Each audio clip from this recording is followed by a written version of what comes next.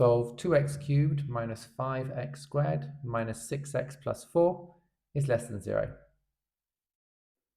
So first of all, we need to try and solve the cubic to find the critical values.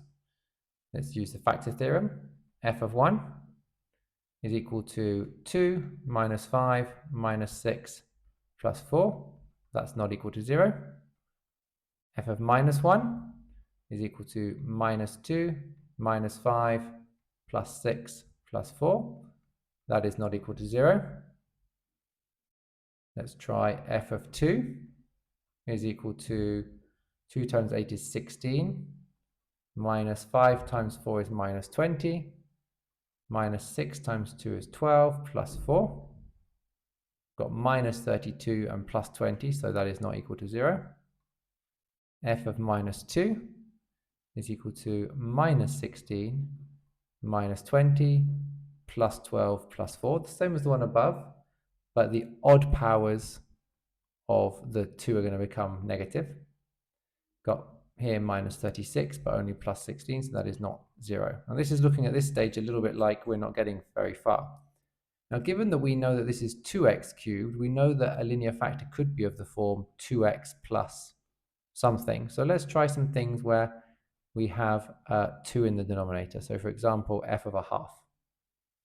F of a half is going to be 2 times 1/8, so that's 2/8, which is 1/4, minus 5/4, minus 6 halves, which is 3, or, well, let's do it as 3 for now, and plus 4.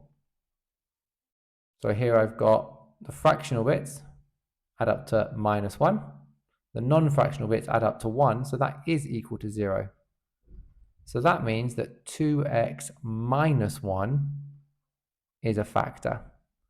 Now, whenever you have this 2x cubed out the front, you can always have this 2x as a factor, so it's always worth considering halves when you're using the factor theorem.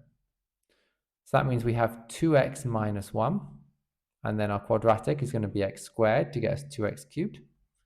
We need plus 4, so that will have to be minus 4.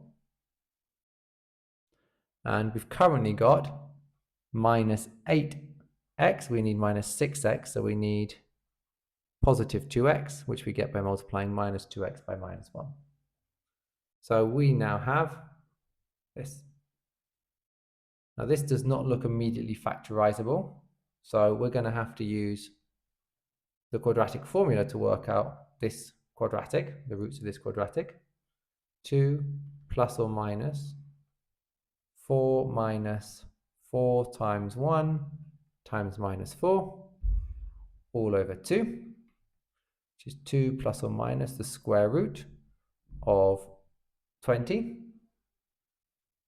which simplifies down to 1 plus or minus root 5. So that means that our cubic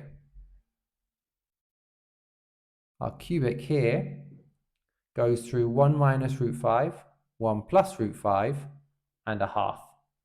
It's going to come up, come down, and up again.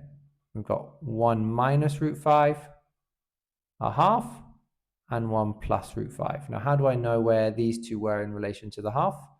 Well, 1 plus root 5 must be bigger than a half. And root 5 is bigger than root 4, so it's bigger than 2. So 1 minus root 5 has to be less than 1 minus 2, so it has to be less than negative 1, so it's negative. So we can know the rough positions of these things even if we don't know exactly where they are. Now we want to know when this is less than 0, so it is less than 0 in this bit here and in this bit here. So when x is less than 1 minus root 5,